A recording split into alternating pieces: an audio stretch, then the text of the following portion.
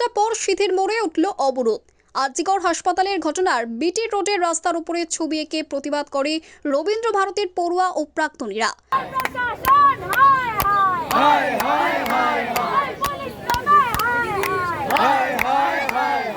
Police permission নিয়ে তাদের এই কর্মসূচি ছিল রাত 11টা থেকে ভোর 4টে পর্যন্ত। পড়ুয়াদের বক্তব্য, রাত 3:10-15 নাগাদ পুলিশের পক্ষ থেকে তাদের জিজ্ঞাসা করা হয় আর কতক্ষণ বাকি।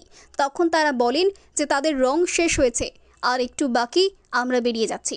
তাদের কর্মসূচি চলাকালীন হঠাৎ একজন বাইক রাইডার, যার বাইকের সামনে পুলিশ লেখা, সে ব্যারিকেড করার রাস্তা দিয়ে ঢুকে ব্যারিকেডে ধাক্কা মেরে দেয়। আমরা একদম পুলিশ ইন্টিমেশন দিয়ে গতকাল রাত 11টা থেকে ভোর 4টে আমাদের টাইমিং করা ছিল। আমরা এখানে রবীন্দ্র ভারতী ইউনিভার্সিটির কল ছিল, সারা রাস্তাটা জুড়ে আমরা আঁকা লেখা আরজিকরের প্রতিবাদে যা যা হচ্ছে গান করে জমায়েত করছি। সেটা শেষও হয়ে এসেছিল। 4টের সময় আমাদের কল ছিল, 3:10-15 থেকে ওনারা আমাদের বলেন যে আর কতক্ষণ। আমরা তখন বলি আমাদের রঙও শেষ হয়ে এসছে, আর একটুখানি বাকি, আমরা করে বেরিয়ে যাচ্ছি। এইরকম একটা সময় একজন ড্রাঙ্ক বাইক রাইডার, তার বাইকের সামনে পুলিশ লেখা, সে এই ব্যারিকেড করা রাস্তাটার মধ্যে দিয়ে ঢুকে একটা ব্যারিকেডে ধাক্কা মেরে দেয়।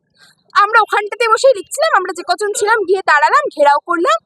উনি নিজে আমাদের বলছেন যে ক্ষমা করে দিন, ভুল হয়ে গেছে, ছেড়ে দিন, এই কথাগুলো উনি বলছিলেন, কিন্তু উনি বলার মতো পরিস্থিতিতেও ছিলেন না, ওনার কথা জড়িয়ে যাচ্ছিল, উনি এতটাই ড্রাঙ্ক ছিলেন।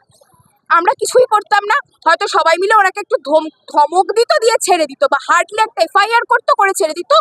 এফআইআরটা করার কারণ হচ্ছে উনি নিজে বলেছেন যে উনি একজন সিভিক, আর উনি এখানে ডিউটি করছিলেন, আর বিয়ের প্রোটেস্টনের ডিউটি ছিল।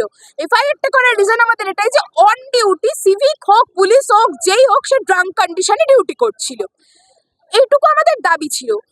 হঠাৎ করে এই পুলিশ ওখানে আসেন, এসে বলেন যে আচ্ছা আমরা বাইকটাকে ব্যারিকেডটা ক্রস করিয়ে রেখে দিচ্ছি, রেখে দিয়ে আপনারা কথা বলুন।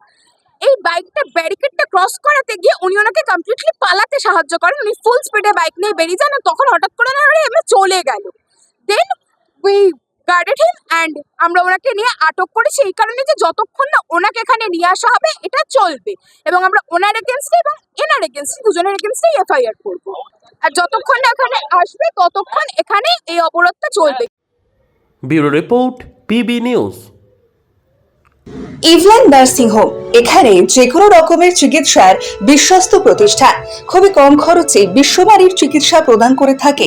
আপনাদের পরিষেবার জন্য এখানে 24 ঘন্টা জরুরি বিভাগ, এছাড়া স্বাস্থ্য সাথী কার্ডেও পরিষেবা প্রদান করা হয়।